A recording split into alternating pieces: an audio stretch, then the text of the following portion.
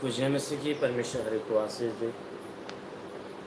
मेरे प्रियो, मैं परमेश्वर का धन्यवाद करता हूँ कि आज फिर से अपने वचनों को देकर आपके सामने उपस्थित किया है। उस वचन को, जिस वचन के द्वारा आपका और आपके परिवार का उद्धार होना है। उद्धार यानी छुटकारा। वचन में चंगाई, वचन में छुटकारा, वचन से वही उद्धार है। इसलिए मेरे प्रियो, इस वचनों की तरफ आप ध्यान दीजिए। जरूर है कि इस वचन के दौरान परमेश्वर आपके जीवन में अपनी आशीषों को देगा, क्योंकि हमारा परमेश्वर धन्य व महिमा से प्रसन्न होता है। इसलिए आइए हम सब मिलकर सबसे पहले उस परमेश्वर की महिमा करते हैं, उसका धन्यवाद करते हैं। आंखों को बंद करिए। धन्यवाद करता हूँ मेरे प्रभु परमेश्वर, सृष्टि के मालिक, धरती पे अन्नों को जाने वाले पिता, मैं तेरा धन्यवाद करता हूँ। जगत के पालनहार परमेश्वर, मैं तेरा धन्यवाद करता हूँ। हे परमेश्वर, तूने बड़े ही सामर्थ्य अपनी बड़ाई वजह से इस आकाश और पृथ्वी को बनाया। तेरी निगाहें 24 घंटा मनुष्य की चाल चरण पर टिकी रहती है। तेरा नाम सेनाओं का यहोवा है। तू ही सच्चा दायित्व परमेश्वर, तू ही जगत का कर्ता, जगत का दायित्व। ये परमेश्वर तू पूर्वजों के अधर्म के पाप का बदला उसके बाद उसके वंशज को देता है, और हर एक के चाल चलन के अनुसार, उसके कर्म के अनुसार उसके फल। मेरे महान पराक्रमी परमेश्वर, सेनाओं की यहोवा, तो अपने पवित्र तेजस्वी सामर्थ्य बलवंत हाथों को नीचे बढ़ा, ताकि तेरे पवित्र सेवक यीशु के नाम से हर एक के जीवन में अद्भुत चिन्ह और चमत्कार। क्योंकि परमेश्वर तू महान है, तू सर्वशक्तिमान है, तू दयालु, दयालु सागर, प्रेम का सागर, मुक्ति का दाता, क्षमा का दाता, शांति का दाता, तेरा चारों बेकम दाता। मेरे महान पराक्रमी परमेश्वर से मैं तेरा कोटि कोटि धन्यवाद करता हूँ, तेरा कोटि कोटि। परमेश्वर हर एक को आशीष दे। हमारा परमेश्वर धन्य परमेश्वर है, वह महिमावान परमेश्वर है, जो कहता है मार्ग मैं हूँ, सत्य मैं हूँ, जीवन मैं हूँ, बिना मेरे द्वारा कोई पिता के पास स्वर्ग में नहीं जा सकता। हमारा परमेश्वर मार्ग है, हमारा परमेश्वर सत्य है, हमारा परमेश्वर जीवन है। वो सीधे कहता है, अपनी पहचान बताता है कि मार्ग वो मैं हूँ, सच्चा मार्ग मैं हूँ, और वह सत्य भी मैं हूँ, और वह जीवन भी मैं हूँ, जिनकी तलाश में तुम इधर उधर घूमते और फिरते हो। कहता है सब कुछ मैं हूँ, बिना मेरे द्वारा कोई मनुष्य उस पिता से, परमेश्वर से नहीं मिल सकता। जिसको परमेश्वर से मिलना है उसे मेरी सहायता, मेरी मदद लेनी, बिना मेरे द्वारा वह नहीं मिल सकता। वो परमेश्वर जो स्वर्ग में विराजमान है, वह अपना प्रेम हर एक के ऊपर प्रकट करता है। इसलिए उसने कहा कि तुम्हें जिस चीज की तलाश है वह मैं हूं। तुम जिस चीज की खोज में इधर उधर भ्रमण कर रहे हो, सब मैं हूं। कहता है कि तुम मेरे द्वारा उन सारी चीजों को प्राप्त करने पाओ। कहता मेरे द्वारा ही तुम्हें वो सारी चीजें मिलने वाली है, अन्यथा तुम प्राप्त नहीं करने पाओ। क्योंकि मार्था ने जब इस मसीह से कहा कि यदि तुम यहाँ होता, मेरा भाई मरने न पाता, यीशु ने कहा तेरा भाई जिएगा। तब मार्था कहती कि हाँ, मैं इस बात को तो जानती हूँ कि जब पुनरुत्थान आएगा तो उस समय मेरा भाई जिंदा होगा, और उस समय सब के सब मुर्दों में से जिलाए जाएंगे। इस बात को मुझे मालूम है कि पुनरुत्थान के समय सब के सब जिंदे किए जाएंगे, सब जिंदे किए जाएंगे। और उन्हीं में उसमें मैं जानता हूं कि उस समय मेरा भाई जिंदा हो। इतने में इस मसीह ने कहा, मार्था तुझे पता नहीं, अरे पुनरुत्थान और जीवन तो मैं ही हूं, बिना मेरे द्वारा। कहता है कि पुनरुत्थान और जीवन तो मैं ही हूं। कहता है तुम में से जो कोई मुझ पर विश्वास करता है, यदि मर भी जाए तो वह जिएगा। मर भी जाएगा तो वो जिएगा। कहता है वह पुनरुत्थान में हूं और जीवन देने वाला मैं हूं। कहता है यदि तुम में से कोई विश्वास मुझ पर करता रहेगा, यदि मर भी जाएगा तो वह जिंदा।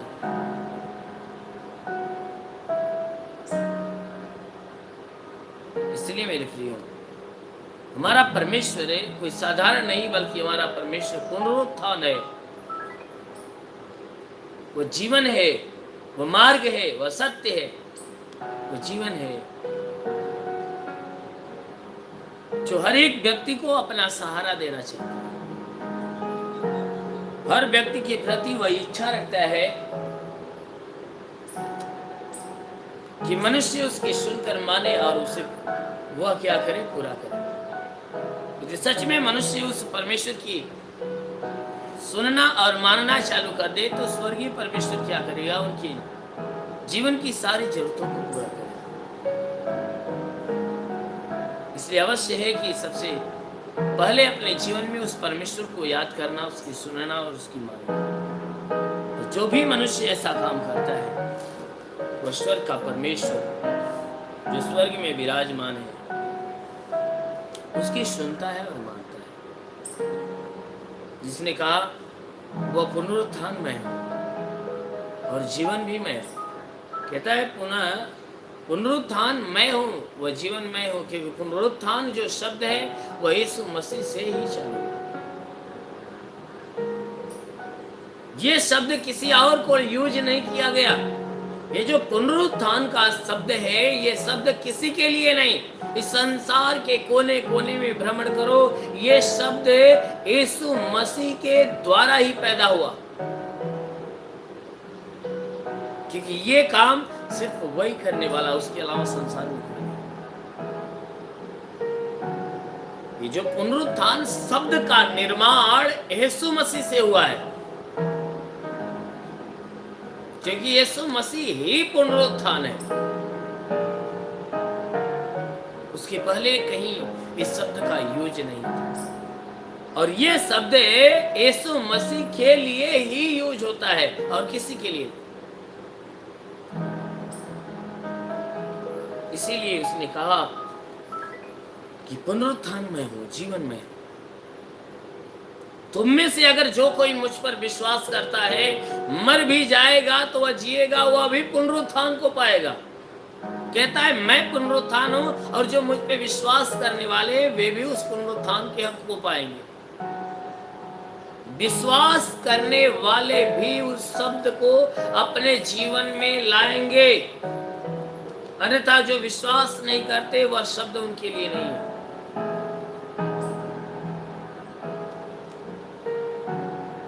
जो विश्वास नहीं करते उनके लिए यीशु मसीह ने कहा तुम में से जो कोई विश्वास करता है यदि उनमें से मर भी जाए तो वह जिंदा हो जाए, उसका भी पुनरुत्थान हो।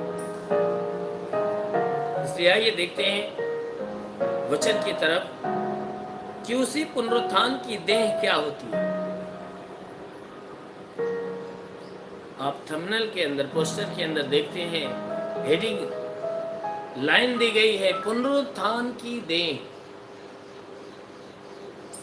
जिस पुनरुत्थान की बात यीशु मसीह करता है और पुनरुत्थान के बाद जिस देह के बारे में बात करता है वह देह है क्या। आइए इस वचन से हम इस बातों को जानते हैं। 1 कुरिन्थियों अध्याय 15 वचन 35। 1 कुरिन्थियों अध्याय 15 वचन 35।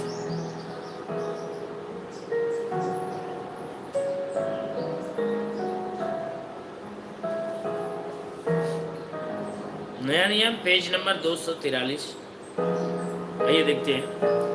अब कोई यह कहेगा मुर्दे किस रीति से जी उठते हैं। अब कोई यह कहेगा मुर्दे किस रीति से जी उठते हैं और कैसी देह के साथ आते हैं। कहता है यहाँ प्रेरित पौलुस जो है प्रभु का दास कहता है कि मेरे भाइयों अब तुम में से अगर कोई आकर ये कहे कि मुर्दे किस रीति से जी उठते हैं और कैसी देह लेकर आते हैं तो भाई ये निर्बुद्धियों के समान है। ऐसे कहने वाले निर्बुद्धियों के समान गिने जाएंगे, क्योंकि पुनरुत्थान के विषय में यीशु मसीह ने बताया और वह पुनरुत्थान की सारी व्यवस्था को उसने पूरा किया, क्योंकि उसने कहा था पुनरुत्थान और जीवन मैं ही हूं। और पुनरुत्थान होता क्या है उसने करके भी दिखाया। वह मरा, गाड़ा गया और फिर से पैदा हुआ, अरे फिर से उत्पन्न हो गया। मरा और गाड़ा गया और फिर से मनुष्यों के बीच में जिंदा हो गया। फिर से जिंदा हुआ, और जो जिंदा हुआ तो जिस देह में आया था वह देह लेकर नहीं, क्योंकि जो देह लेकर वह पैदा हुआ था वह देह मरणहार थी। वह देह मरणहार थी, एक मनुष्य के अनुसार, मनुष्य के देह के समान वह देह लेकर आया। लेकिन जब वह मारा गया, कूटा गया, उसके बाद दफनाया गया, और दफनाने के बाद जब वो फिर से कब्र में से बाहर निकला तो ये शरीर जो थी वह शरीर नहीं थी, बल्कि ये शरीर महिमा से भरी हुई थी, महिमावान शरीर थी। इसीलिए यहाँ प्रेरित पौलुस कह रहा है, मेरे भाइयों, कह रहा है कि अगर ये सारी बातें जानते हुए भी तुम में से अगर कोई आकर ये बातें कहेगा कि मुर्दे किस रीति से जिंदे जी उठते हैं और कैसी देह के साथ आते हैं, तो भाई वह मूर्ख हैं। कहता है कि वह मूर्खों में गिने जाएंगे, निर्बुद्धियों में गिने जाएंगे। इसलिए कहता है, हे निर्बुद्धि, जो कुछ तू बोता है जब तक वह न मरे जिलाया नहीं जाता। कहता है जो कुछ तू इस भूमि के अंदर बोता है, और बोई गई चीज जब तक मरती नहीं है तब तक वह फिर से जिंदा नहीं होती, क्योंकि उसे मरना पड़ता है, और मरने के बाद तब वह जिंदा होता है। मान लीजिए गेहूं का दाना जब खेत में बोया जाता है तो वह दाना पहले क्या करता है, वह मर जाता है। वह दाना क्या करता है, पहले मरता है, और जब वह दाना मरता है तब उसमें से अंकुरें निकलते हैं, और वह अंकुर निकल कर बढ़ता है और अपने जैसे 100 दाने उत्पन्न करता है। तो जैसा बोया गया होता है, यानी कहता है कि जो दाना बोया जाता है वह क्या होता है, मरता है, और मरने के बाद अपने से ज्यादा वो उत्पन्न करता है। उसीलिए कह रही वचन कि हे निर्बुद्धि, जो कुछ तू बोता है जब तक वह न मरे जिलाया नहीं जाता, और जो तू बोता है यह वह देह नहीं जो उत्पन्न होने वाली है। कहता है कि जो तू बोता है यह वह नहीं होता है जो उत्पन्न होने वाला होता है, क्योंकि बोया गया दूसरा होता है और उगता दूसरा है। खेत के अंदर गेहूं की बीज बोया जाता है तो बोने वाला दाना कुछ दूसरा होता है और उगने वाला नया होता है, दूसरा होता है। पुराना बोते हैं तो नया उत्पन्न होता है। इसी बात के लिए कहता है, हे निर्बुद्धि, जो कुछ तू बोता है जब तक वह न मरे जिलाया नहीं जाता, और जो तू बोता है यह वह देह नहीं जो उत्पन्न होने वाली है, परंतु निरा दाना है, चाहे गेहूं का चाहे किसी और का अनाज हो। हालेलुया। कहता है कि जब तक वह न मरे जिलाया नहीं जाता, और जो तू बोता है वह देह नहीं जो उत्पन्न होने वाली, यानी कि वह, जैसे मान लीजिए अनाज का ही दाना आप कुछ भी बोल रहे हो, जैसे चने की बुआई आप कर रहे हो, तो जो चना आप मट्टी में डाल रहे हो तो जो वह होता है, तो वह दाना जो चना का जो दाना जो बोया जाता है, यह वह दाना नहीं जो उगने वाला होता है, बल्कि ये बोने वाला जो दाना होता है वह पुराना दाना होता है, और जब वह बोया जाता है तो वह नया दाना उत्पन्न करता है। बल्कि बोया जाने वाला दाना वो नहीं होता है जो नया उपजने वाला है, नया उपजने वाला दाना वो नहीं होता है, बल्कि वो पुराना दाना होता है। जब उसको बोया जाता है तब वो क्या करता है, नया बन के आता है। इस यहाँ पे प्रेरित पौलुस जो यीशु मसीह का दास है, वो उदाहरण के माध्यम से वो बातों को समझाना चाहता है। किस बातों को? पुनरुत्थान के विषय में। जैसे उसने कहा ना कि भाई अगर कोई आकर कहेगा कि नहीं मुर्दे किस रीति से जी उठते हैं और कैसी देह के साथ आते हैं, तो उसकी देह के विषय में, मुर्दों की देह यानी जो जिंदे होकर आते हैं उसकी देह कैसी होती है उसके विषय में समझा रहा है। कह रहा है निर्बुद्धि, तू जो बोता है जब तक वह मर न जाए जिलाया नहीं जाता, और जो तू बोता है वह देह नहीं जो उत्पन्न होने वाली है, परंतु निरादाना है, चाहे गेहूं का चाहे किसी और अनाज का हो, चाहे जिस अनाज का दाना हो। कहता है परंतु परमेश्वर की इच्छा के अनुसार उसको देह देता है और हर एक बीज को उसकी विशेष देह। कह रहा है कि परंतु परमेश्वर की इच्छा के अनुसार उसको देह देता है। परमेश्वर क्या करता है? अपनी इच्छा के अनुसार उस बोए गए को क्या करता है? एक देह देता है, और वह नई देह देता है। जैसे एक दाना, गेहूं का दाना हो, चना का दाना हो, जब मट्टी में डाला जाता है तो वह दाना क्या करता है? मर जाता है, और मरने के बाद क्या होता है? वह अंकुरित होता है, पौधा बनता है, और उस पौधे में से क्या होता है? एक नया दाना पैदा होता है, और उसी के जैसा नया दाना एक नहीं बल्कि कई दाने पैदा होते हैं। इसीलिए उसने वचन में कहा कि परमेश्वर अपनी इच्छा के अनुसार उसको देह देता है, और हर एक बीज को उसकी विशेष देह है। हर एक बीज जो बोई जाती है उसकी कोई विशेष एक देह होती है। देह का मतलब वो दाना होता है, उसका आकार, उसकी बनावट। वचन में उसने कहा भाई जब वह बोता है तो अपनी इच्छा के अनुसार उसे आकार देता है, और हर एक बीज को उसकी कोई विशेष देह होती है, जिसको हम देखकर पहचान जाते हैं। उसको देखकर पहचान जाते हैं कि भैया ये गेहूं का दाना है, ये धान का है, और ये चना का है, ये बाजरा का है, ये मटर का है। वे विशेष देह को देखकर, उसके विशेष देह को देखकर, उसके आकार को देखकर हम क्या करते हैं? जान जाते हैं।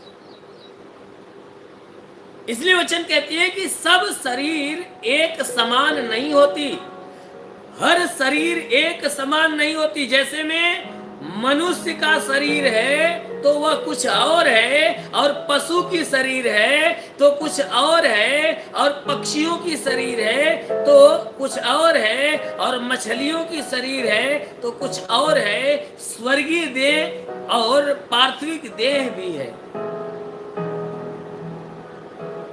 कहता है ठीक उसी प्रकार स्वर्गीय देह अलग होता है। कहता है जैसे सारी देह एक नहीं होती। जैसे मैं बीज को ले लो, वह बीज का दृष्टांत देकर वह हमें समझा रहा है। जैसे उसने कहा कि आदमी का देह कुछ और है, और जानवर की कुछ और है, मछली की कुछ और है, हर चीज की कुछ और है बनावट होती है शरीर। ठीक उसी प्रकार गेहूं का दाना का आकार कुछ और है, धान का कुछ और है, बाजरा का कुछ और है, और चना का कुछ और है, मटर का कुछ और है। उसकी शरीर की बनावट, उसकी आकृति, उसका आकार।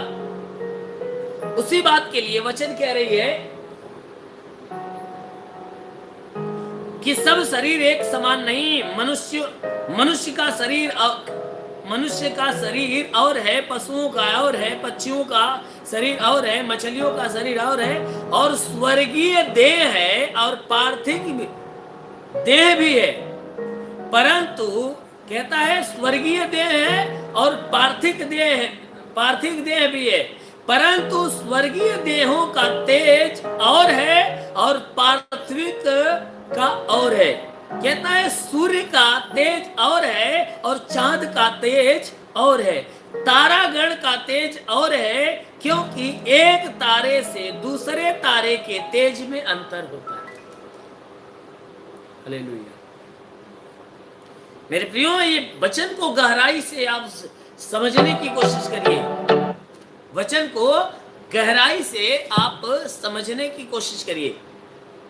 क्योंकि ये वचन बता रही है कि हर एक के शरीर एक समान नहीं होता।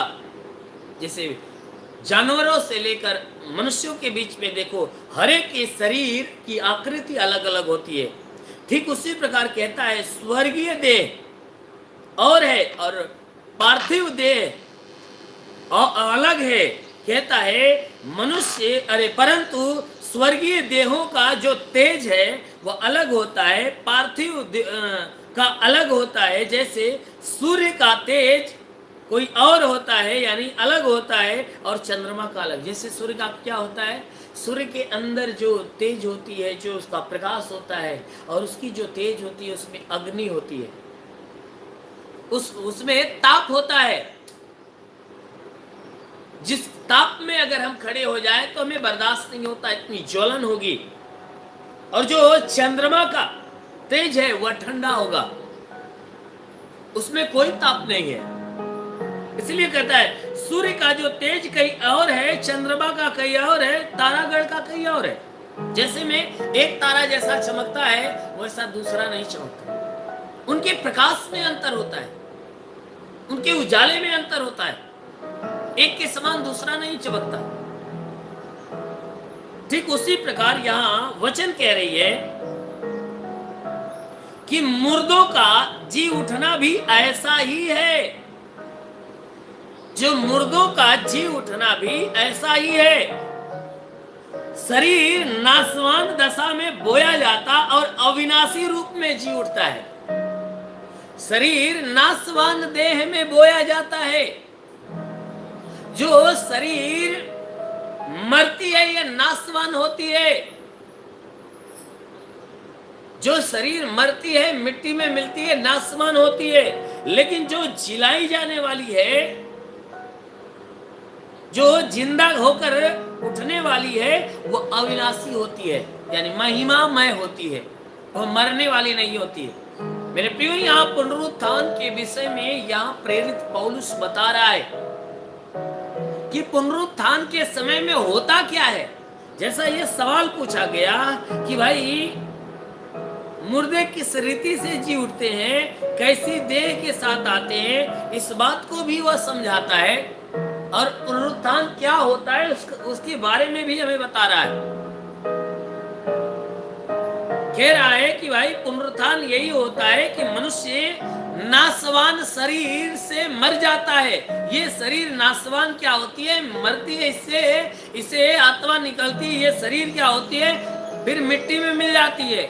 उसके बाद जब दोबारा वह मनुष्य अंत के समय में जब जिलाया जाएगा, वो पुनरुत्थान होता है। और जो शरीर लेकर वह जिलाया जाता है, वह शरीर अविनाशी होती है, नाशवान नहीं होती। वह शरीर मरने वाले, उस शरीर पे सारा कुछ अनुभव होगा। वह शरीर पे सारा कुछ अनुभव होगा, दुख, तकलीफ, पीड़ा, सुख, शांति, आनंद, सब कुछ। लेकिन रह गई बात कि वह शरीर मरने वाली नहीं होती है, नष्ट होने वाली नहीं होती है। क्योंकि सृष्टि के अंत में, अंत के समय में यही होने वाला है कि हर एक व्यक्ति का पुनरुत्थान होने वाला है।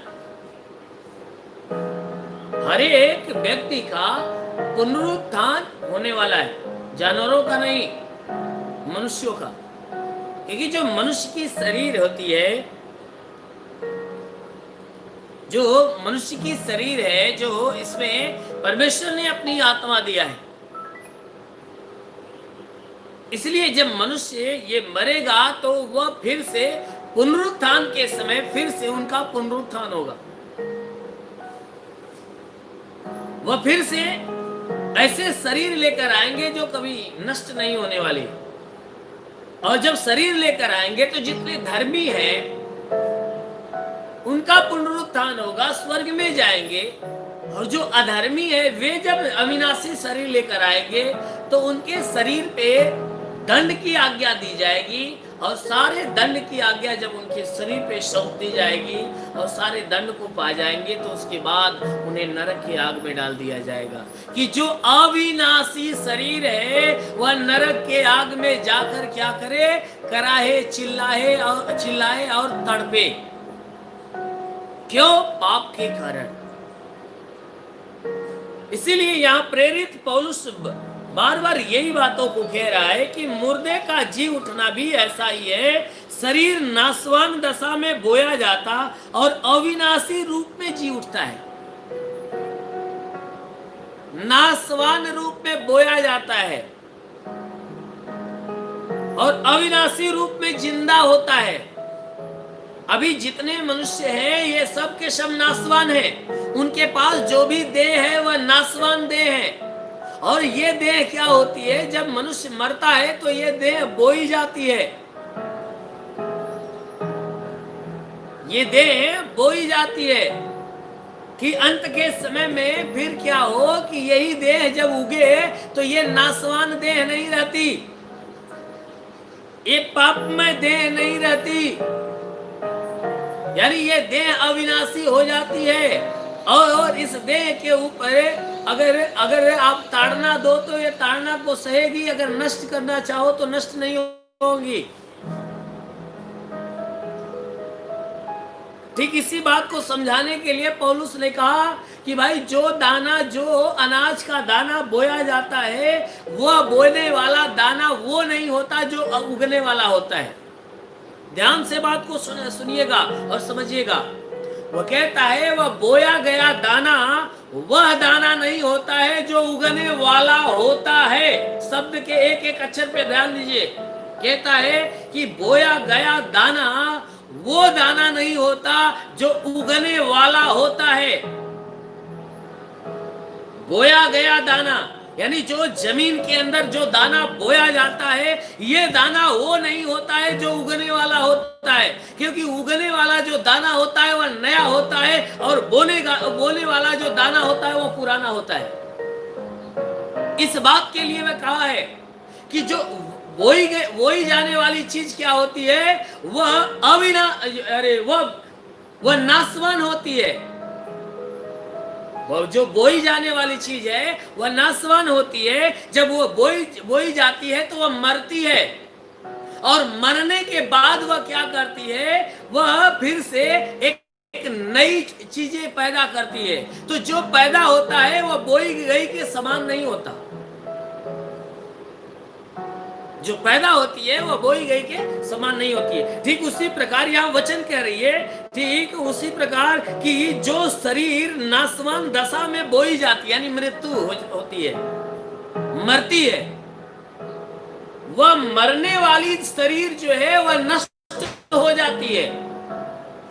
और जब ये शरीर नष्ट हो जाती है, जब वह फिर से मनुष्य फिर से पुनरुत्थान के समय जब जीता है तो वही शरीर नहीं रहती बल्कि ये अविनाशी होती है। ये शरीर अविनाशी होती है। वचन कहती है वह अनादर के साथ बोया जाता है और तेज के साथ जी उठता है। अनादर के साथ बोया जाता है और तेज के साथ जी उठता है। निर्बलता के साथ बोया जाता है और सामर्थ्य के साथ जी उठता है। मान लीजिए आप खेत के अंदर अनाज बो रहे हो, ये सारी बातों को यह भूमि में बोए गए अनाज का उदाहरण देकर यह प्रेरित पौलुस ने समझाया है। कहता है मान लीजिए जो अनाज का दाना भूमि पे बोया जाता है वह बड़े प्यार से ले जाकर भूमि पर रखा नहीं जाता। वह जहां जहां बोया जाता है बहुत प्यार से उठाकर रखा नहीं जाता, बल्कि किया जाता है मुट्ठी में लेकर छींट दिया जाता है कि वह चाहे जहां जाकर गिरे, वह चाहे जहां जाकर गिरे। इसीलिए वचन कहती है वह अनादर के साथ बोया जाता और तेज के साथ जी उठता है, निर्बलता के साथ बोया जाता और सामर्थ्य से जी उठता है। बोने के लिए अनादर से बोया जाता है, लेकिन जब उगाना होता है तो बड़े प्यार से खाद पानी एक की तरफ ध्यान दिया जाता है। अगर उस बीज को जो बोया गया अनादर से तो बो दिया गया, चलो भैया जामेगा। अगर वो बोया गया बीज बो दिया गया और जामने के लिए उसकी ब्यौरा तैयार न किया जाए, उसके लिए मेहनत न किया जाए, उस पर ध्यान न दिया जाए तो वह मर तो जाएगा लेकिन जो कि उगने नहीं पाए। इसलिए वचन यहाँ पे कह रही है कि अनादर के साथ बोया जाता, तेज के साथ उगता है, और निर्बलता के साथ बोया जाता है, और सामर्थ्य से जी उठता है। उसके लिए सामर्थ्य, उसके लिए मेहनत करनी होती है, परिश्रम करना होता है, तब क्या होता है, वह जिंदा होता है। मान लीजिए आपने ऐसा भूमि जोता जिसमें कोई नमी ना हो। बिना नमी वाले खेत में अगर कोई दाना आप डाल दो तो क्या दाना उगने पाएगा? नहीं उगेगा। पहले क्या होता है कि जिस खेत में बोया जाता है उस खेत के अंदर नमी पैदा की जाती है, उस खेत को बनाया जाता है, उसके बाद उसमें निरादर के साथ गाने की उसमें छींट दिया जाता है, और वही छींटी गई बीज, फेंकी गई बीज क्या होती है, वह नमी को पाती है, अंकुरित होती है, वह जमती है, और उसके बाद उस जमी हुई बीज के ऊपर क्या होता है कि उसके पौधे के लिए क्या किया जाता है, उसमें फिर से पानी समय पे दिया जाता है, खाद दिया जाता है, उसके लिए क्या किया जाता है कि उसको देखभाल की जाती है, और बाद में उसको इंतजार किया जाता है, और इंतजार करने के बाद वह फसल पकती है, उसके बाद मेहनत से उसको बटोरा जाता है, और उसके साथ परिश्रम किया जाता है। उसी प्रकार यहाँ वचन कह रही है कि अनादर से, निर्बलता से बोया जाता है, और सामर्थ्य से जी उठता है। स्वाभाविक देह बोई जाती है और आत्मिक देह जी उठती है। स्वाभाविक देह या नासवान देह बोई जाती है, मरने के बाद ये नासवान देह मिट्टी में डाली जाती है, और फिर से पुनरुत्थान के समय क्या होता है, तेज के साथ, परमेश्वर के तेज के साथ, परमेश्वर के सामर्थ्य के साथ वह क्या होती है, जो शरीर बोई गई होती है वह आत्मिक देह बनकर जिंदा होती है, वह आत्मिक देह लेकर आती है, वह अविनाशी देह लेकर जीवित होता है। मनुष्य मरता है तो यह नासवान शरीर से मरता है, लेकिन फिर पुनरुत्थान के समय जब जिएगा तो वह ये नासवान शरीर तो देखने में ऐसी रहेगी, लेकिन ये नासवान शरीर है, लेकिन वो नासवान नहीं होगी, वो अविनाशी, कभी नष्ट नहीं होने वाली होगी। लोग बड़े चाव से कह देते हैं, भैया ये 4 दिन की जिंदगी है, ऐसो आराम कर लो, मरने के बाद कौन जानता है कि हमारा क्या होगा, हम दुख उठाएंगे, तकलीफ उठाएंगे या मौज करेंगे, कौन जानता है, कौन देखेगा। मेरे प्रियो, जिसके दिमाग में ये भ्रम चल रहा है ये अपने दिमाग से निकाल दे।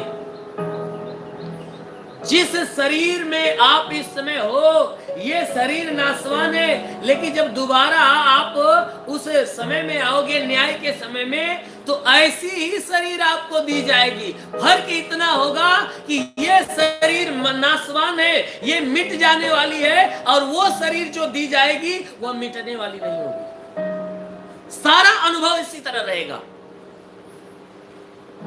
और उसे अविनाशी शरीर आपको देने के बाद जो जिस दंड के योग्य होगा उस शरीर के ऊपर उसे दंड दिया जाएगा, और उसके बाद क्या होगा, यही शरीर उठाकर उस नरक की आग में फेंक दी जाएगी। और अब आप जो है कि उस आग के झील में जाओगे, और जो आग के झील का जो कीचड़ होगा आपके शरीर पे लगेगा, और वो भयानक अग्नि से आप लिपट जाओगे।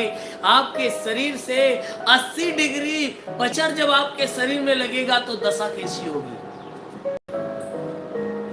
आप 3000, लगभग 3000 के ऊपर डिग्री सेल्सियस तापमान में फेंक दिए जाओगे, और ऐसी ही शरीर लेकर फेंक दिए जाओगे, और ऐसे तापमान में आपकी शरीर, ऐसी भयानक आग में आपके शरीर जाएगी। ये शरीर खत्म नहीं होगी, ऐसी ही रहेगी, लेकिन उसकी सारी लपटें, सारी आंचें आपके शरीर में महसूस होगी। आप चिल्लाओगे, आपको सांस लेने का मौका नहीं मिलेगा। इस शरीर के अंदर अगर आग लगा दिया जाए, कुछ देर तक आप चिल्लाओगे, छपटियाओगे, तड़फड़ाओगे, फिर ये क्या होगा, ये शरीर खत्म हो जाएगी। लेकिन मेरे प्रियो, वो शरीर जो आपको मिलेगी, वह आप सिर्फ तड़पड़ाओगे, चिल्लाओगे, आप छपटियाओगे, ये नष्ट नहीं होगी, नष्ट नहीं होगी। आप वही इसी तरह तड़पड़ाओगे जैसे आपका हाथ जल जाता है। जितने आपको छटपटाहट होती है, ऐसी ही छटपटाहट उस समय भी होगी, लेकिन फर्क इतना ही होगा, ये शरीर जो आप इस समय लिए हो, ये शरीर जलकर खत्म हो जाएगी, लेकिन वो शरीर जलकर खत्म नहीं होगी। फर्क इतना ही होगा। इसीलिए यहां प्रेरित पौलुस कह रहा है,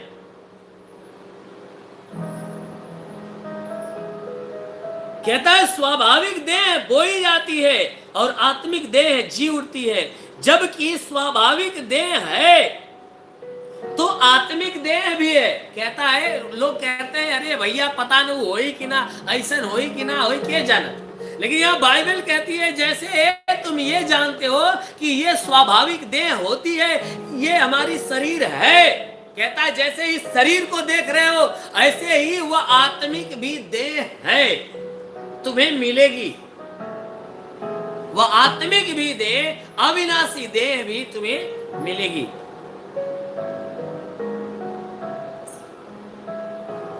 कहता है ऐसा ही लिखा भी है कि प्रथम मनुष्य अर्थात आदम जीवित प्राणी बना। कहता है ऐसा ही लिखा है कि जो प्रथम मनुष्य था, जो आदम की बात कह रहा है, कि ऐसा ही पवित्र शास्त्र में लिखा गया है कि प्रथम जो मनुष्य था अर्थात आदम, वह जीवित प्राणी बना।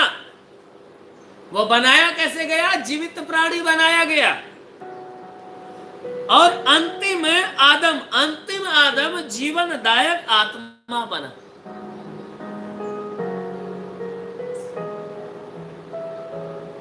कहता है परंतु पहले आत्मिक न था, पर स्वाभाविक था, इसके बाद आत्मिक हुआ।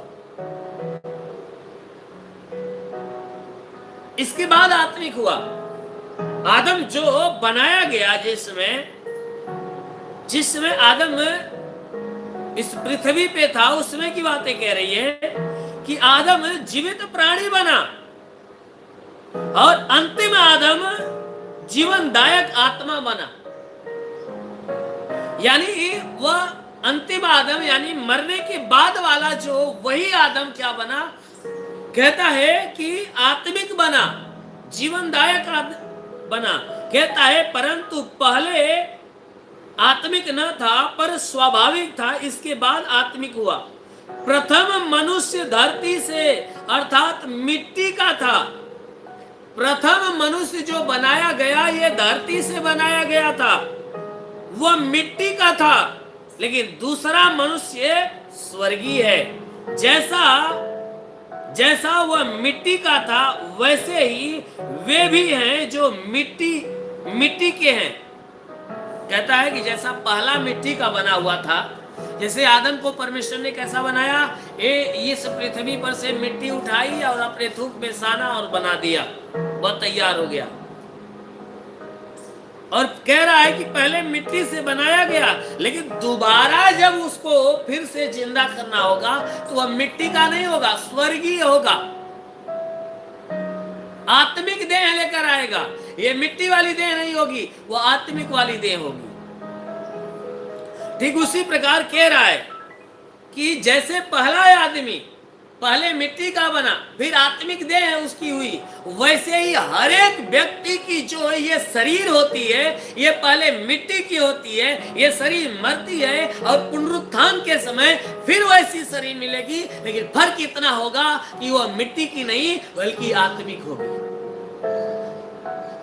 आत्मिक होगी। इसीलिए उसने कहा, और जैसा वह स्वर्गीय है वैसे ही वे भी हैं जो स्वर्गीय हैं।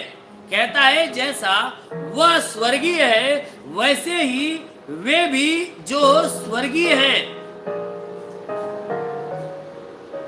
वचन कहती है, फिर से हम 48 वचन से देखते हैं कि जैसा वह मिट्टी का था वैसे ही वे भी हैं जो मिट्टी के हैं, यानी सारे मनुष्य के बारे में कह रहा है कि जैसा वह मिट्टी का था, बनाया गया था, वैसे ही हर एक मनुष्य जो इस संसार के अंदर है उसी प्रकार मिट्टी के हैं। और जैसा वह स्वर्गीय है वैसे ही वे भी हैं जो स्वर्गीय है। कहता है जैसे आदम मरने के बाद, जैसे पहला व्यक्ति जो मिट्टी का बना हुआ मरा, पुनरुत्थान के समय स्वर्गीय हो गया, तो वैसे ही जितने मरेंगे वो उसी प्रकार स्वर्गीय है।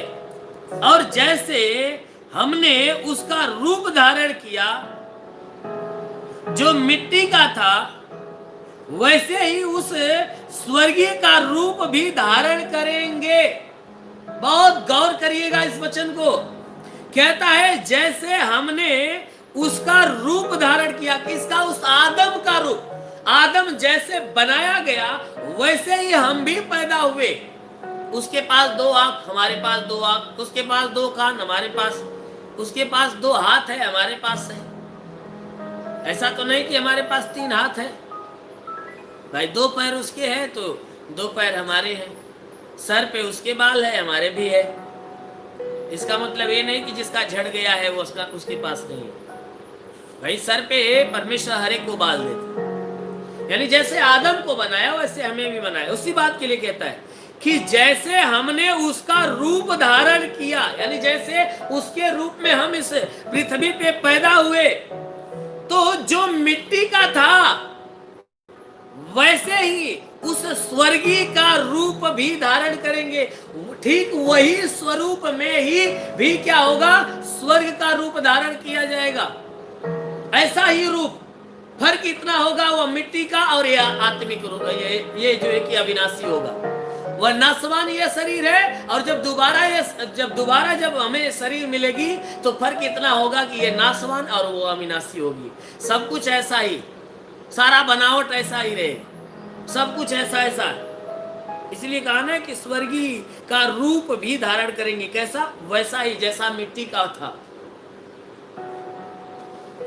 इसलिए कहता है हे भाइयों,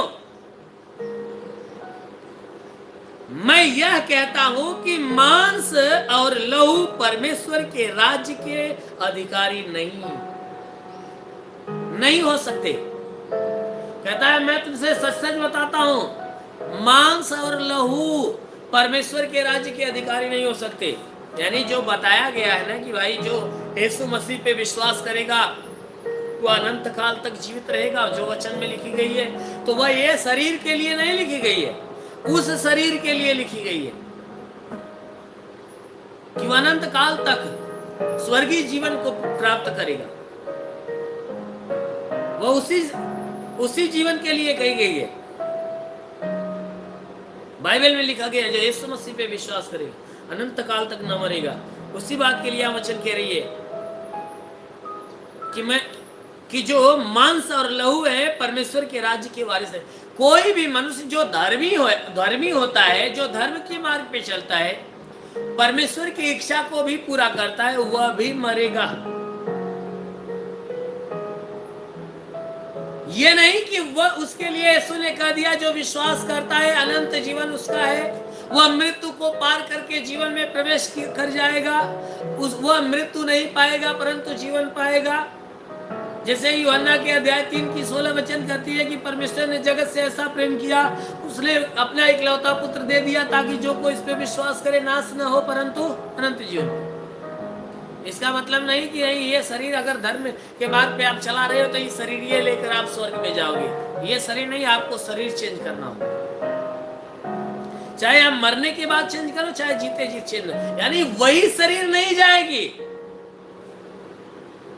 जब पुनरुत्थान का समय आएगा, अंत के समय में जब यीशु बादलों से सवार होकर आएगा, उसमें जितने जिंदे धर्मी रहेंगे वो तो जीते जी शरीर का बदलाव किया जाएगा, उठा लिया जाएगा। ऑटोमेटिक शरीर का बदलना हो जाएगा, शरीर का बदलाव हो जाएगा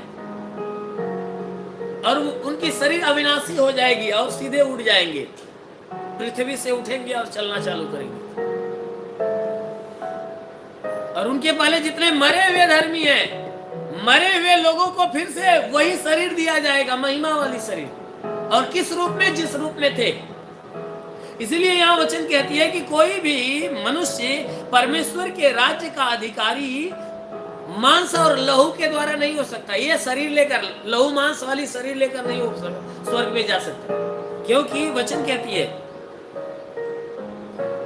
और न नासवान अविनाशी का अधिकारी हो सकता है, ना ही कोई नासवान मनुष्य अविनाशी का अधिकारी हो सकता है।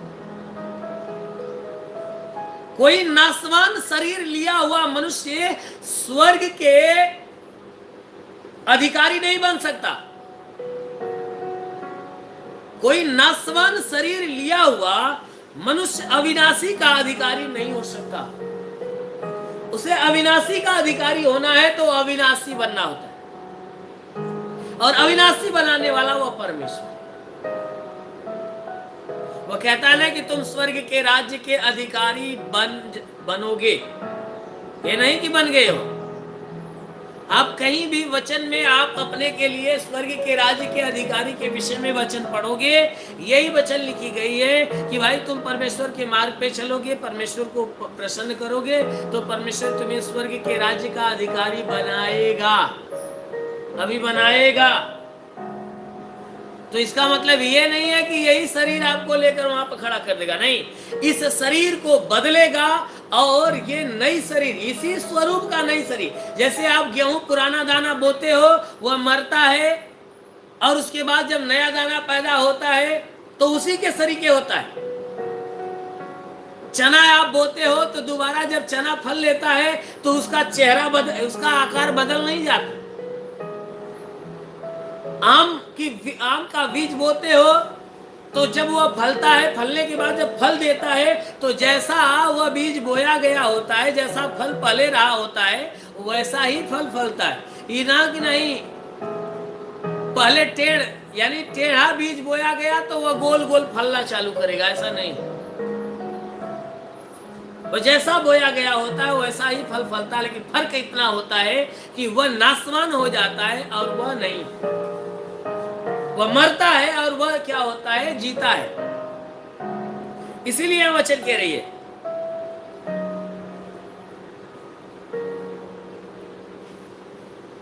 कि कोई नाशवान अविनाशी का अधिकारी नहीं हो सकता। देखो मैं तुमसे भेद की बात कहता हूं कि हम सब नहीं सोएंगे। मैं तुमसे भेद की बात कहता हूं कि हम सब नहीं सोएंगे, परंतु सब बदल जाएंगे। कहता है हम सब मृत्यु को नहीं पाएंगे, हम सब सोएंगे नहीं। कहता है हम सब नहीं सोएंगे परंतु बदल जाएंगे। यानी उसने कहा हम जो मसीह को ग्रहण कर लिए, हम जो मसीह को स्वीकार करके मसीह के मार्ग पे चल रहे हैं, ऐसे लोगों के लिए कह रहा है कि हम लोग नष्ट नहीं होने पाएंगे, परंतु हम जो है कि अविनाशी में बदल कर स्वर्ग के राज्य के अधिकारी हो जाएंगे। और यह क्षण भर में पलक मारते ही, अंतिम तुरही फूकते ही होगा। कह रहा है कि ये काम जो है ना, बदलने वाला काम ना, ये क्षण भर में हो जाएगा। अभी पलक झपकेगे ही, तब तक झपकते ही क्या हो जाएगा, अचानक तुम्हारी शरीर जो नाशवान है, नाशवान से अविनाशी बन जाएगी। सट देना, यानी जैसे 1 सेकेंड में ऐसे सुई गई कि इतना में हो गया काम, आप नाशवान से अविनाशी बन जाओगे। किस समय? जब तुरही फूकी जाएगी। अंत के समय में क्या होगा कि जब प्रभु बादलों से सवार होकर आने वाला रहेगा, उसके बाद, उसके पहले जो है उसके स्वर्गदूत क्या करेंगे, तुरही की आवाज लगाएंगे हमें हमारी तैयारी के लिए। और उसके बाद स्वर्गदूत आएंगे।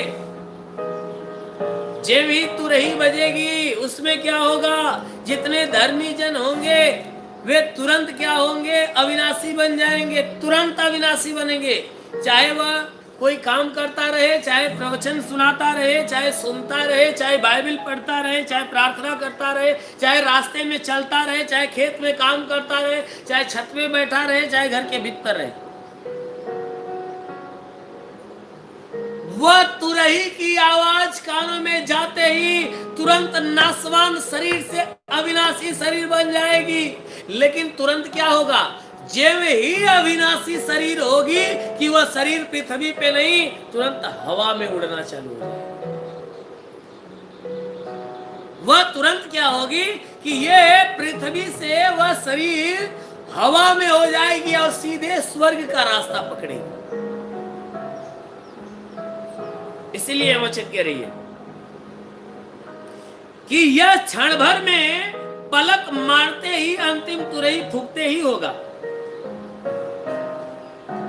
क्योंकि तुरही फूकी जाएगी और मुर्दे अविनाशी दशा में जी उठाए जाएंगे।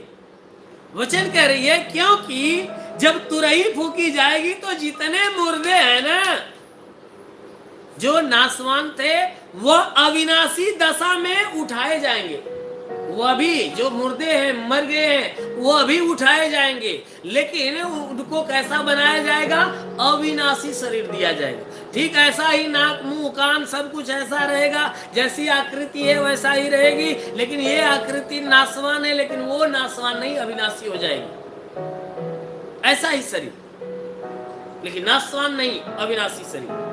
कहता है कि जब ही तुरही फूकी जाएगी तो मुर्दे अविनाशी दशा में उठाए जाएंगे और हम बदल जाएंगे।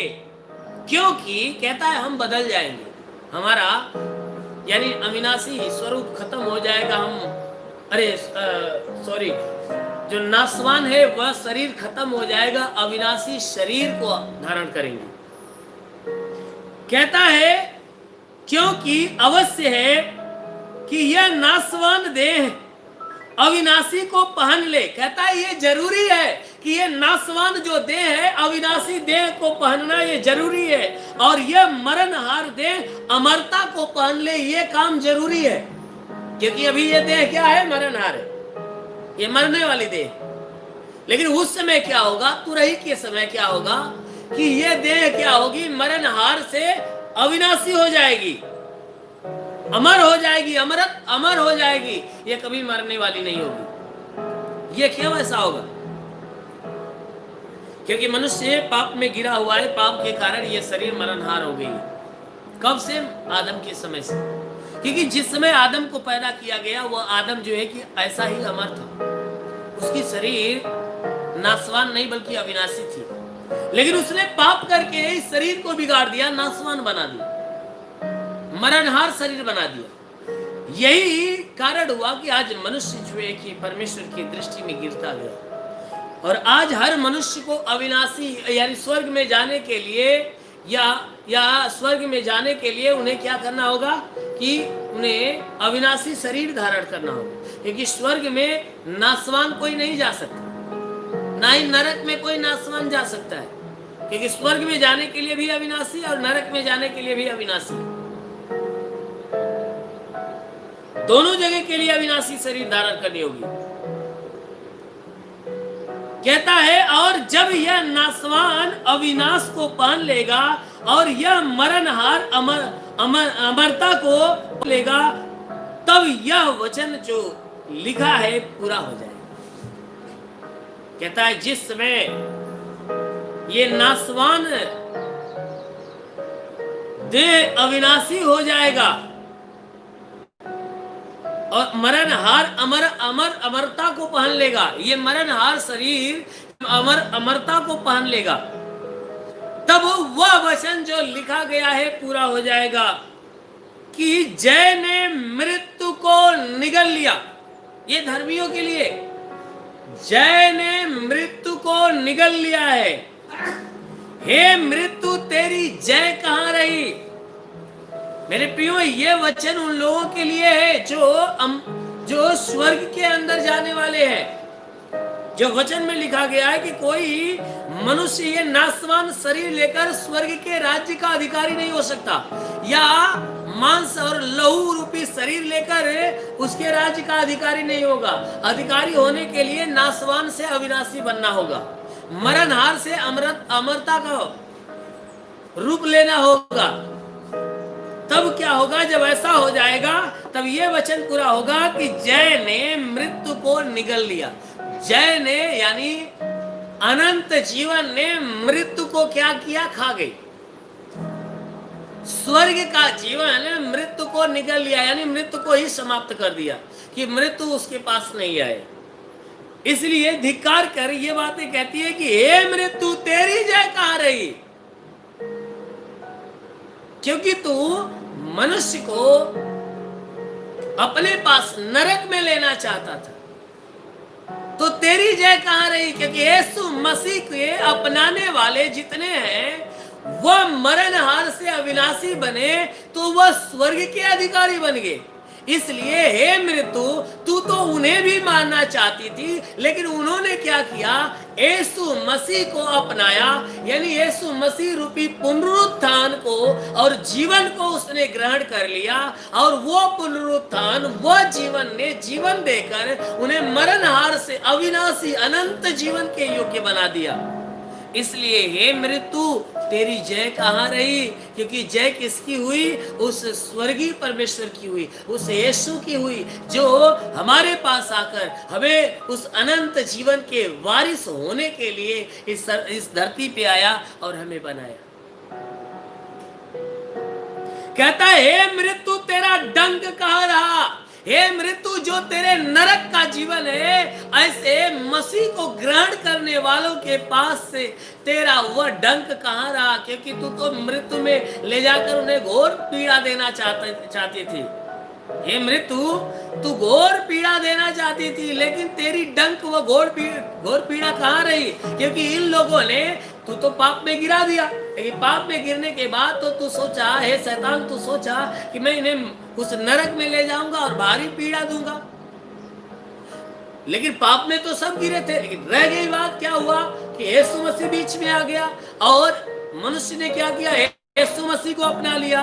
तो जितने लोग यीशु मसीह को अपना लेते हैं उनके ऊपर से वह नरक वाला जो मृत्यु है खत्म हो जाता है, और वह व्यक्ति अनंत काल के लिए तब चुना जाता है, वह स्वर्गीय जीवन के लिए चुना जाता है। तो जितने स्वर्गीय जीवन को प्राप्त कर लेते हैं ऐसे के लिए ये वचन कहती है कि हे तू तेरा डंक कहां रहा? तू तो नहीं किसी को डंक मार पाया, यीशु ने तो बचा लिया। कह रहा है मृत्यु का डंक क्या है? पाप है। मृत्यु का डंक पाप है। जितने लोग यीशु को ग्रहण किए मृत्यु के यानी उस मृत्यु के डंक से बच गए, जितने ग्रहण नहीं किए हैं वह मृत्यु के डंक में अभी फंसे हुए हैं। इसीलिए कहती है मृत्यु का डंक पाप है, और पाप का बल व्यवस्था है।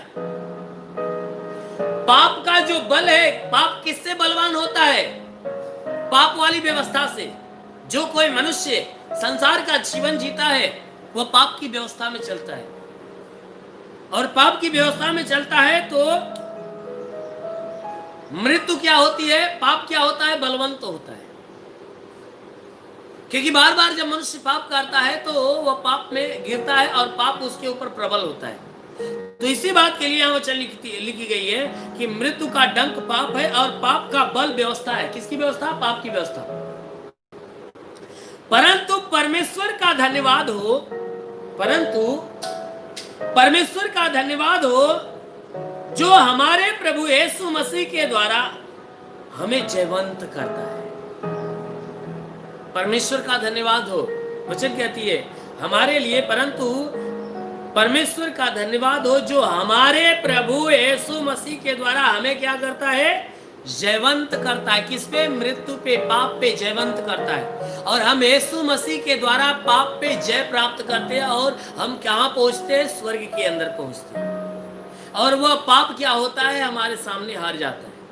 किसके नाम से? यीशु के नाम से। इसलिए वचन कहती है, इसलिए हे मेरे भाइयों दृढ़ और अटल रहो। हे मेरे भाइयों दृढ़ और अटल रहो और प्रभु के काम में सर्वदा बढ़ते जाओ। इसलिए कहता है हे मेरे भाइयों हमेशा प्रभु के लिए तुम दृढ़ बने रहो और हमेशा प्रभु के लिए अटल रहो, और उसकी महिमा के लिए अटल रहो, उसके मार्ग पे चलने के लिए अटल रहो। कहता है ना कि प्रभु के काम में सर्वदा आगे बढ़ते जाओ। जो प्रभु का जितना काम है अपने जीवन में सबसे पहले प्रभु का काम समझो। कहता है प्रभु के काम में हमेशा आगे बढ़ते जाओ, अपने काम में पीछे हो जाना। आपका काम ना हो चले, लेकिन परमेश्वर का काम पहले होना चाहिए। क्यों? उस स्वर्गीय जीवन को पाने के। कहता है परमेश्वर का कार्य पहले होना चाहिए, आपका कार्य छूट जाएगा, क्योंकि आपका काम नाशवान है, वो खुद नष्ट होगा, आपको नष्ट कर देगा। इसलिए परमेश्वर क्या है? अविनाशी है। अगर आप पहले उसको याद करोगे तो जैसे वह अविनाशी है वैसे आपको भी अविनाशी बनाएगा। आमीन, हालेलुया। इसलिए कहता है कि हे मेरे प्रियो, दृढ़ और अटल रहो, प्रभु के नाम में सर्वदा बढ़ते जाओ, क्योंकि यह जानते हो कि तुम्हारा परिश्रम प्रभु में व्यर्थ नहीं है। क्योंकि इस बात को जानते हो कि तुम प्रभु में परिश्रम करोगे तो तुम्हारा परिश्रम व्यर्थ नहीं होगा। यानी प्रभु में किया गया परिश्रम क्या होता है? फलवंत होता है। और वह फल कैसा होता है? कितना होता है?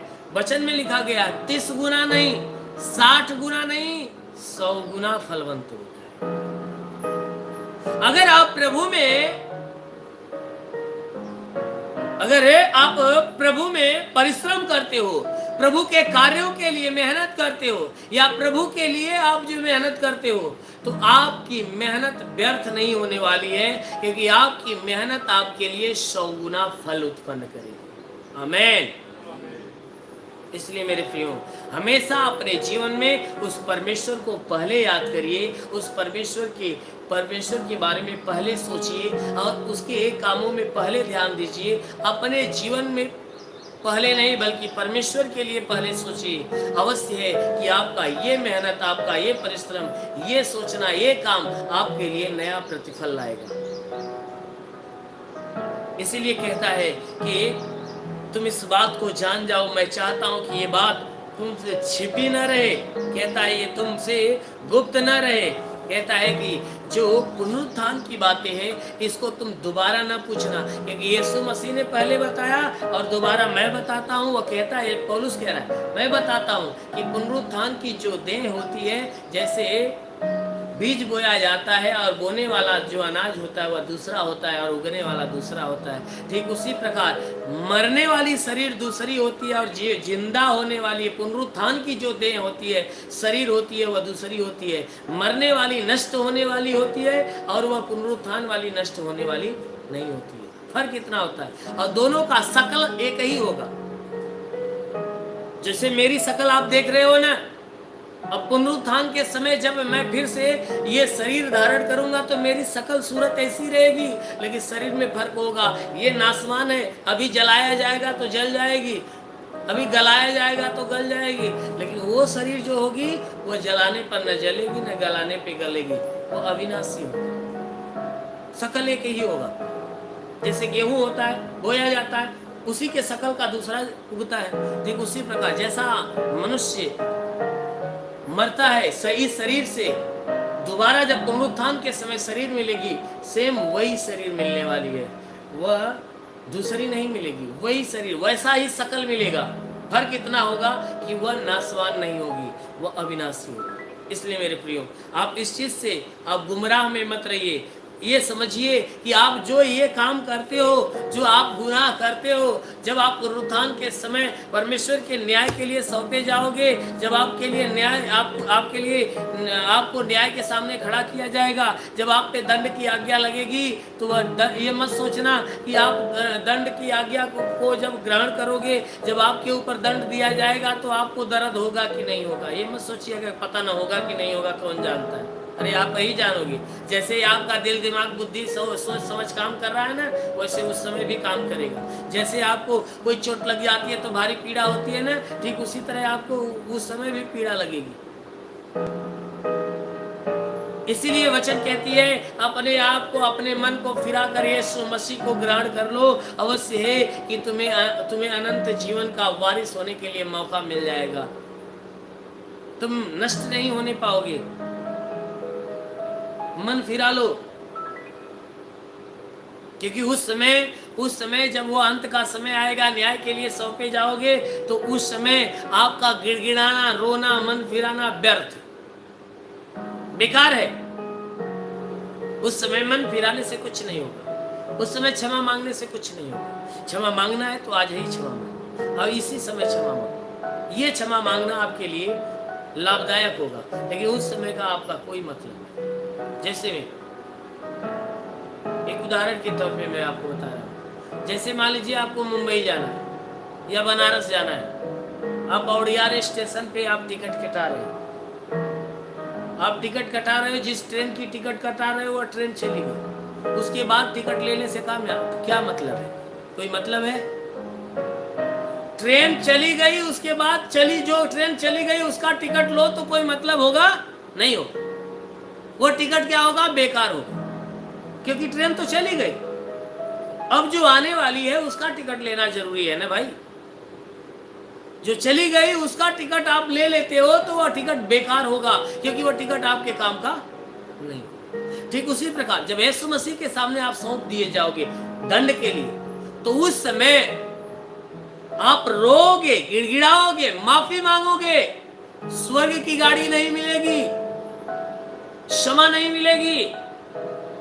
आज अभी इस समय क्या है? अभी स्वर्ग की गाड़ी आने वाली है, तो आने से पहले आप क्या करो? मन फिराकर पश्चाताप करो, गिड़गिड़ाओ, क्षमा करो, क्षमा मांगो, माफी मांगो। अवश्य है कि वह ट्रेन आएगी और आपको भी लेकर जाएगी। क्यों? क्योंकि वह क्षमा मांगने वाला जो टिकट आपके पास है।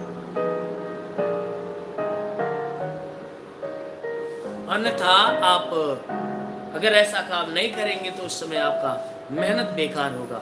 इसलिए मेरे प्रियो, आप उस धनवान मनुष्य और बीमार लाजर की कहानी को आप एक बार पढ़ लीजिए। जरूर है कि सारी बातें आपको समझ में आ जाएगी, क्योंकि धनवान जो आदमी था वह पहले सुख शांति और सुख विलास में भरा हुआ था। उसने परमेश्वर की ओर ध्यान नहीं दिया, ना ही उसके कामों पे ध्यान दिया। जीते जी वह एक बार भी परमेश्वर की तरफ ध्यान नहीं दिया, लेकिन मरने के बाद जब वो अधोलोक में फेंका गया, अग्नि में फेंका गया, तब उसकी बुद्धि खुली। अरे हमके तब पहले में पश्चाताप कर लेवे की चाहत रहल, कह ले होई तई दशा ना भइल होत। तब वो अब्राहम से वो पश्चाताप विनती करने लगा, हे अब्राहम एक काम कर, हमारी मदद कर दे कि ये आग थोड़ा सा बुझ जाए। अब्राहम ने कहा भैया अब नहीं हो सकता, कुछ नहीं हो सकता। क्यों? क्योंकि समय समाप्त हो गया। अब तुमने जीवन भर जो है कि सुख लिया, तो अब दुख झेल ले, और ये दुख अनंत काल तक झेलना होगा। जब वो खुद जब ऐसी समस्या में पड़ जाता है तो वो विनती करता है, काम कर, उस लाजर को एक काम कर, भेज दे हमारे भाइयों के पास। हमारे 5 भाई हैं, वो अभी हमारी तरह पड़े हुए हैं, उसके पास भेज दे। जाके उससे कहे तो कोई मरा हुआ आदमी जाकर उसे कहेगा, गवाही देगा, तो वह समझकर अपना मन फिरा लेंगे। उसने कहा नहीं, तेरे भाइयों के पास तो मूसा की पुस्तक और अन्य भविष्यवक्ताओं की पुस्तक है, क्यों न पढ़कर जान जाते और बदल लेते। कहा कोई मुर्दों में से जिंदा होकर जाएगा तब सुन लेंगे।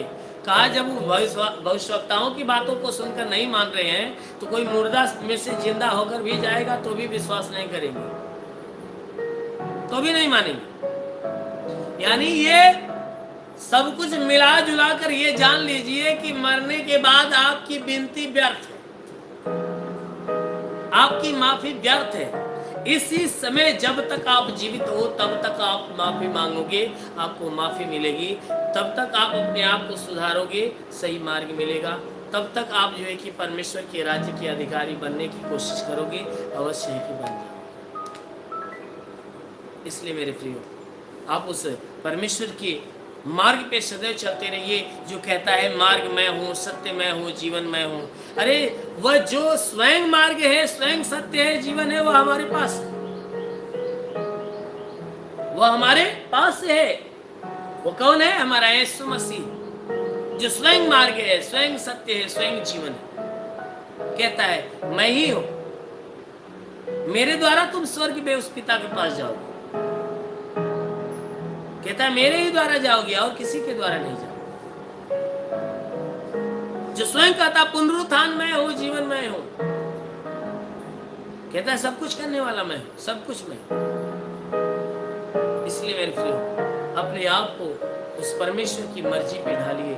जरूर है कि आप पुनरुत्थान के समय आप महिमामय शरीर लेकर आप सीधे स्वर्ग के राज्य के अधिकारी बन गए। आमीन। इसलिए आइए आंखों को बंद करिए, प्रभु का ध्यान करिए। सबसे पहले अपने अपराधियों को क्षमा करिए, जिनसे आपका लड़ाई झगड़ा हुआ है उन्हें क्षमा करिए। जिनसे तू मैं हुआ है, नाराजगी है, दुश्मनी है,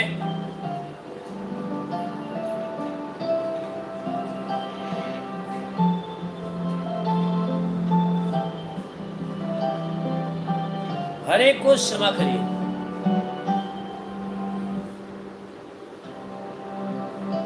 अपने घर के हर एक सदस्य को क्षमा करिए।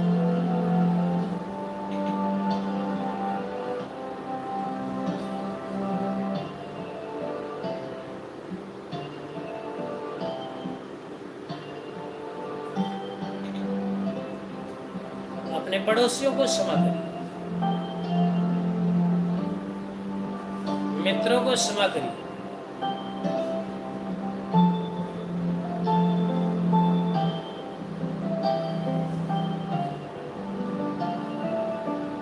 नाते रिश्तेदारों को क्षमा करिए।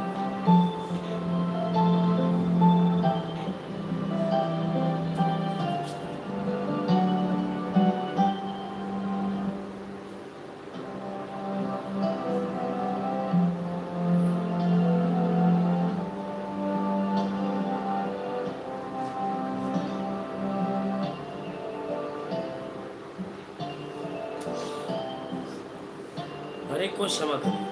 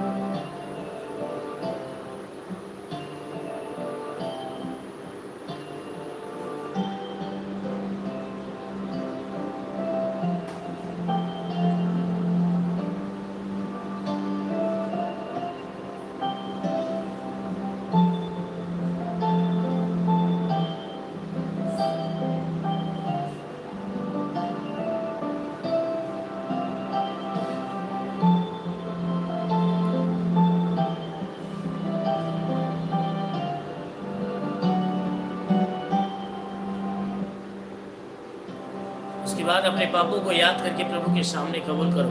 चोरी करना पाप है, झूठ बोलना पाप है, गाली देना पाप है, किसी को सताना पाप है, भला बुरा बोलना पाप है, दास्य रखना, हत्या करना, बुरे विचार करना, बेविचार करना, गर्भपात करना, बुरी बुरी बातें करके ठट्ठे मारना।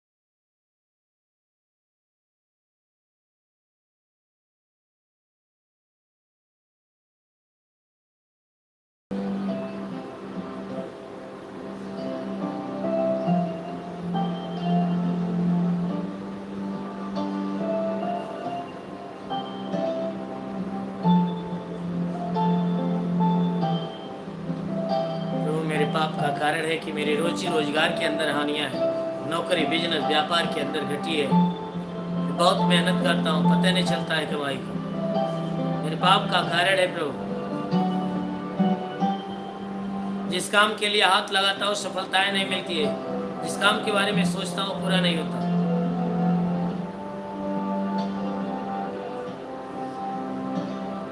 पाप का कारण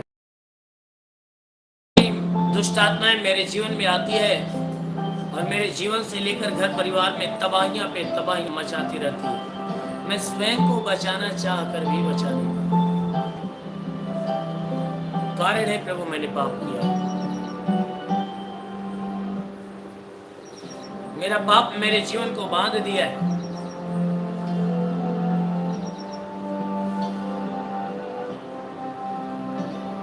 और मेरा पाप ही मेरे सर पे श्राप बन के उतर रहा है और मुझे नाश कर रहा है।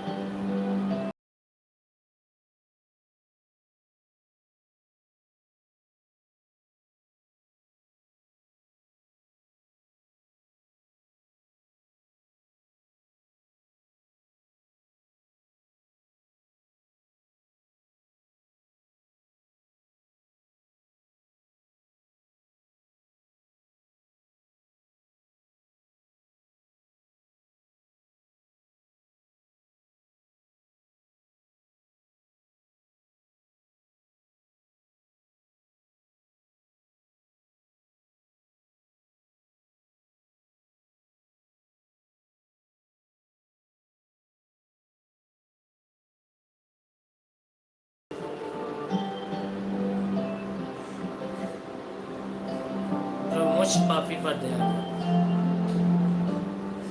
मुझे क्षमा दे प्रभु, मेरे पापों को मिटा दे प्रभु, मेरे पापों पे तरस खा, मेरे पापों पे पर्दा डाल दे, माफी दे।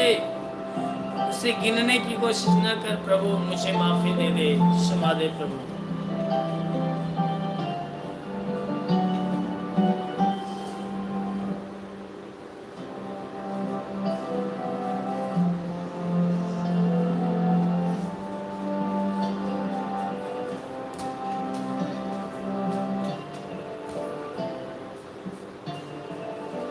पश्चाताप करते रहिए, आंखों को बंद करके आत्मा को रुलाकर पश्चाताप करिए। प्रभु मुझ पापी पर दया कर।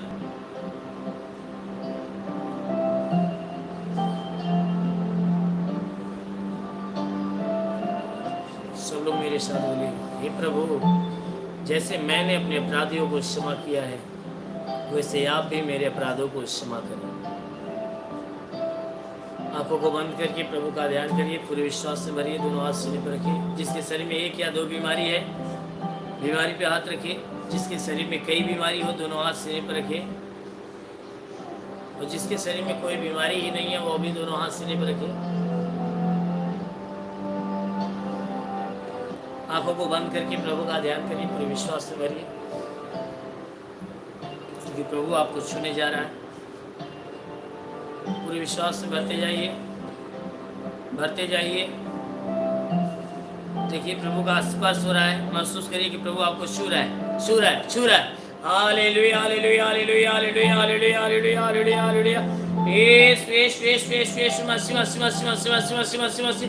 ओ महान परमेश्वर, मैं प्रार्थना करता हूँ पिता स्वर्ग से अपने लंबे छेदे हुए खून से घायल हाथों को बढ़ा और हर एक के शरीर को स्पर्श होने दे, स्पर्श होने दे, स्पर्श होने दे, ताकि इनके सर से पांव के बीच किसी भी अंग में कोई प्रकार की बीमारी हो, यीशु के नाम से हर एक बीमारी सी जड़ सरी छोड़े और बाहर निकल जाए। प्रभु यीशु के नाम से आगे देता हूं कि तुम्हारे शरीर के अंदर सर से पांव के बीच किसी भी अंग में कोई प्रकार की बीमारी हो, नष्ट हो जाए। तुम्हारे सर में दर्द हो, सर का दर्द, सर का चुभन नष्ट हो जाए, घबराहट बेचैनियां निकल जाए, चक्कर आना बंद हो जाए, मूर्छे की बीमारी निकल जाए, मिर्गी की बीमारी निकल जाए, झटके आना बंद हो जाए। प्रभु यीशु के नाम से आगे कहता हूं, झटके आना बंद हो जाए, आंखों की बीमारी निकल जाए, कान की बीमारी निकल जाए, दांत की बीमारी निकल जाए, गले की गिल्टियां नष्ट हो जाए, सीने की गठाने निकल जाए, शरीर के किसी भी भाग में गांठ है तो नष्ट हो जाए, सीने का दर्द निकल जाए, पेट का दर्द निकल जाए, कमर का दर्द निकल जाए, घुटने का दर्द निकल जाए, हर एक जोड़ों का दर्द निकल जाए, गठियाबाद की बीमारी निकल जाए, साटिका की बीमारी नष्ट हो जाए,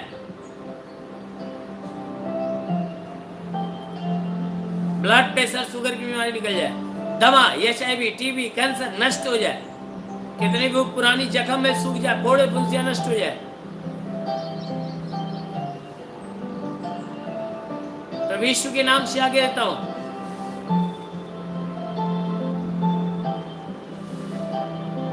जिसके शरीर में ब्लड नहीं बनता बनने लगे, जिसका लीवर खराब हो चंगा हो जाए, किडनी खराब हो चंगी हो जाए, गैस की बीमारी निकल जाए, प्रभु यीशु के नाम से आगे तो गैस की बीमारी निकल जाए, शरीर के किसी विभाग में सूजन है नष्ट हो जाए।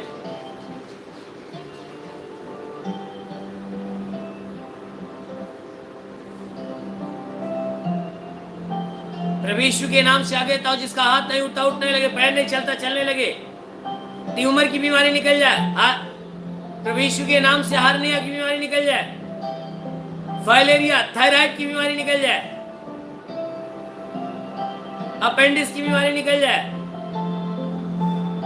बवासीर की बीमारी निकल जाए, जिसका दिमाग काम नहीं करता काम करने लगे, जिसका दिमाग काम नहीं करता काम करने लगे, प्रभु यीशु के नाम से आगे तो शरीर के किसी भी भाग में पथरी है तो गायब हो जाए, जुकाम खांसी बुखार नष्ट हो जाए, जुकाम खांसी बुखार नष्ट हो जाए, टाइफाइड मलेरिया नष्ट हो जाए, उल्टी दस्त की बीमारी निकल जाए, पेचिश पड़ना बंद हो जाए, किसी भी प्रकार का चर्म रोग निकल जाए, खाज खुजलियां नष्ट हो जाए, किसी भी प्रकार के दाग धब्बे निकल जाए, सफेद दाग नष्ट हो जाए। प्रभु यीशु के नाम से आगे रहता हूं।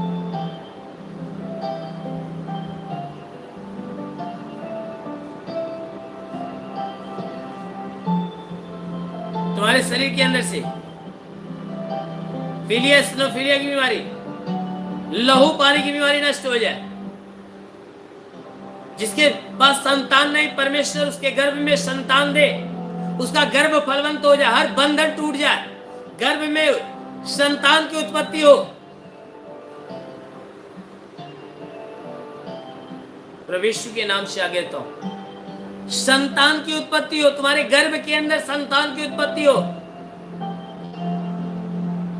प्रभु यीशु के नाम से आगे तो तुम्हारे शरीर के अंदर से और तुम्हारे परिवार के अंदर से प्रभु यीशु के नाम दुष्ट आत्मा से छड़ निकल जाए, दुष्ट आत्मा से छड़ निकल जाए। हे गंदी आत्मा, मैं तुझे यीशु के नाम से आज्ञा देता हूं, इनका शरीर छोड़, इनका घर छोड़ और बाहर निकल, तेरा समय समाप्त हो गया। यीशु मसीह तुझे बाहर कर रहा है, बाहर कर रहा है, बाहर कर रहा है, निकल बाहर, दोबारा शरीर में मत आना, क्योंकि यीशु के नाम से आगे था। ओ महान परमेश्वर में प्रार्थना करता हूं, पिता स्वर्ग से सारी आशीष इनके जीवन में आने दे। ओ महान परमेश्वर प्रार्थना करते इनके जीवन में जो भी दुख है, तकलीफ, विपत्तियां हैं, सबके सब चंगे होने पाए। हाँ मेरे परमेश्वर, हम प्रार्थना करते हैं आकाश का झरोखा खोलकर हर एक के ऊपर तू अपने आशीष की बारिश होने दे, ताकि सबके सब तेरे आशीषों के द्वारा तृप्त हो जाए। ओ महान परमेश्वर, हम प्रार्थना करते हैं स्वर्गीय आकाश के झरोखों को खोलकर स्वर्ग का भंडार खोल और अपनी पवित्र आत्मा हर एक के ऊपर आने दे। पवित्र आत्मा हर एक को छुले, स्पर्श हो और रांदा बासे खेले रवासा ओ से रवा रवा रवंदा बसे खेले रवासा काला रंदो ओ सी कारा रा रा रवा रवा रंदो लोबला बसे करंदे ले वसका। ओ महान परमेश्वर, प्रार्थना करता हूं स्वर्गीय आशीष से स्वर्गीय आशीष के आनंद से निभर दे, ताकि इनके जीवन में जितनी जरूरतें वो पूरा हो जाए, जो दुख है चला जाए, जो समस्या खत्म हो जाए, जो परेशानियां निकल जाए, अभी ये चंगे हो जाए, अभी ये चंगे हो जाए।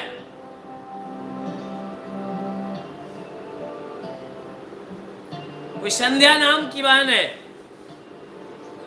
कोई बहन है जिसका नाम संध्या है,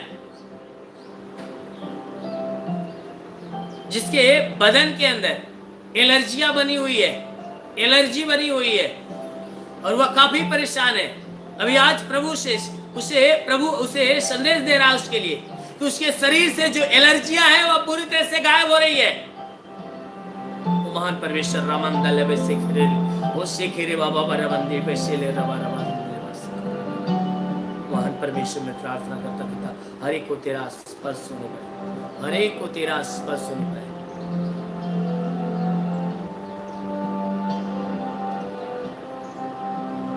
एक भाई है जो काफी दिनों से वह बवासीर के तकलीफ से पीड़ित है। वो बवासीर की तकलीफ कभी होती है तो कुछ समय के बाद फिर जो है कि वो चली जाती है, फिर कुछ दिनों के बाद बहुत काफी जो है कि दर्द पीड़ाएं जलन लेकर आती है। लेकिन आज प्रभु बता रहा है कि उसके शरीर से वो बवासीर की बीमारी जा रही है।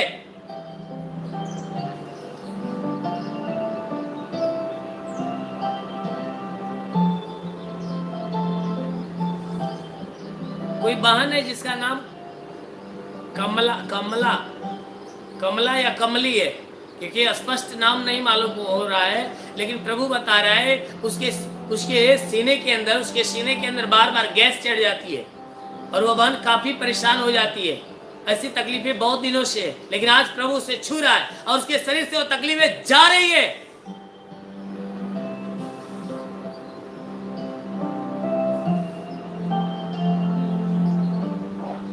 कोई बहन है जिसका नाम संजना है, जो उसके गर्भ में संतान की उत्पत्ति नहीं हो पाती, गर्भ में संतान की उत्पत्ति नहीं हो पाती है संजना, लेकिन अभी प्रभु उसके गर्भ को अपने आशीषों से भर रहा है, हर बंधन को तोड़ रहा है, उसके गर्भ को फलवंत कर रहा है, उसके गर्भ में संतान की आशीष दे रहा है। अगले 2021 में उसके गोद में प्रभु की ओर से संतान होंगे।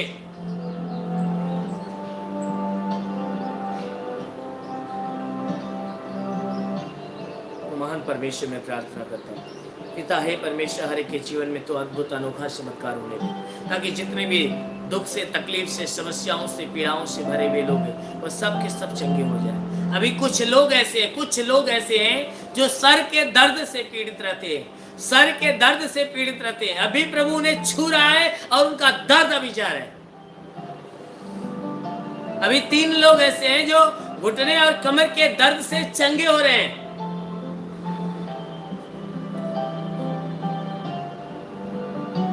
वो महान परमेश्वर में प्रार्थना करता, पिता स्वर्ग से सारी आशीषें इनके जीवन में उतरने दे, ताकि इनके शरीर की परेशानी, घर परिवार, रोजी रोजगार से सारी परेशानियां दूर हो जाए। प्रभु इनके जीवन में आशीष दे, इनके घर में आशीष दे, इनके परिवार में आशीष दे, ताकि इनके घर का भंडार सदैव भरा रहने पाए, किसी वस्तु की घटी न हो, हर घटी को भर दे प्रभु, हर एक रुके हुए अधूरे काम को पूरा होने दे। हे मेरे महान परमेश्वर, प्रार्थना करते जिसके पास रोजगार ना हो उसको रोजगार मिले, जो नौकरी की तलाश में उससे नौकरी मिल जाए, जिसके पास काम धाम व्यापार बिजनेस है, यदि उसमें बरकत नहीं है, यीशु के नाम से बरकत होना चालू हो जाए। जो गरीबी के श्राप में है, गरीबी के श्राप से छुटकारा पाए, जो कर्ज से दबा है वो कर्जे से छुटकारा पाए, जिसके पास घर नहीं उससे घर हो जाए, चलने का साधन नहीं चलने का साधन हो।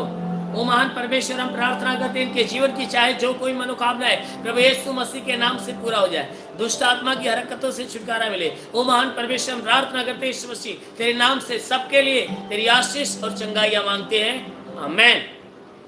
परमेश्वर हरि को आशीष दे। मेरे प्रियो, मैं परमेश्वर का धन्यवाद करता हूँ कि आप सबके जीवन में प्रभु ने बहुतायत की आशीष दिया है, इसलिए अपने शरीर को भली बात आजमाइएगा, चेक करिएगा,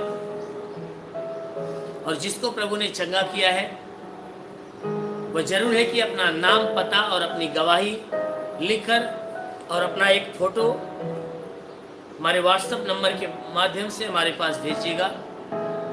अपनी गवाही, अपना नाम, पता और अपनी गवाही और साथ में फोटो भी व्हाट्सएप नंबर के माध्यम से हमारे पास भेजिएगा, क्योंकि इस गवाही के दौरान परमेश्वर की महिमा होगी। परमेश्वर की महिमा होगी तो आपके ऊपर परमेश्वर की और आशीष जाएगी। इसलिए जो हमारा व्हाट्सएप नंबर है 9648 65 21 60, आप इस नंबर पे व्हाट्सएप करिएगा अपनी गवाही को नाम, पता के साथ अपनी गवाही लिखकर, क्या समस्या थी, कितने दिन से थी, आपकी समस्या कैसे ठीक हो गई, ये सारी गवाही आप लिखकर चंगाई के दौरान या भविष्यवाणी के दौरान या आपके प्रार्थना के दौरान या प्रार्थना सुनने के दौरान कैसे आपकी ठीक हुई, वो सारी चीज़ें लिखकर और साथ में एक अपना फोटो खींचकर हमारे पास अपनी गवाही को दीजिए।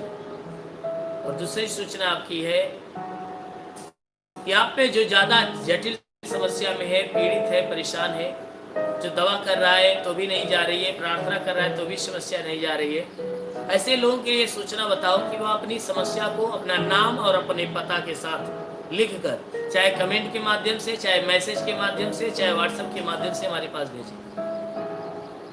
अपनी समस्या को लिखकर, अपना नाम पता लिखना न भूलिएगा, क्योंकि आपकी समस्या के साथ यदि आपका नाम पता साथ में रहेगा तभी आपकी समस्या देखी जाएगी, सुनी जाएगी। जिसका पता नहीं रहेगा उसमें लिखा, उसकी समस्या देखी सुनी नहीं जाएगी।